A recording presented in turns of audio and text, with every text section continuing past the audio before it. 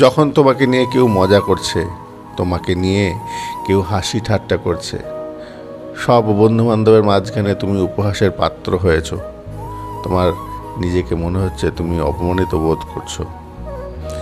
এই যে বিষয়টা ঘটছে, এটার নাম হচ্ছে মাস্টার ম্যানিপুলেশন। এইটা থেকে কিভাবে বেরিয়ে আসবে তার একটা পদ্ধতি আছে। পদ্ধতি নম্বর 1, প্রথমে নিজেকে শান্ত রাখো।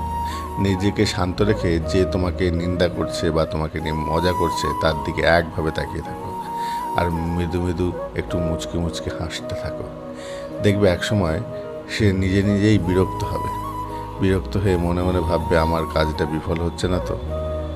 তুমি কিন্তু তোমার হাসিটা একবারও বন্ধ করবে না, হাসিটাকে চালিয়ে যাবে, মৃদু মৃদু হেসে যাবে এবং তার দিকে চোখে চোখ রেখে তার দিকে তাকিয়ে থাকবে।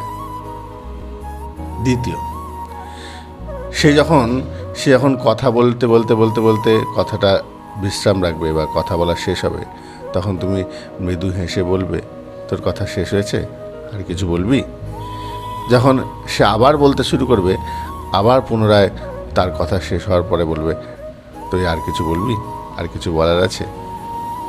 এরকম যতবার সে বলবে ততবার তুমি এইভাবেই বলতে থাকবে। 3 নম্বর, যখন সে একদম চুপচাপ হয়ে যাবে, কথা বলবে না, তখন তার কাছে গিয়ে বলবে, ভাই এত কষ্ট করছিস কেন?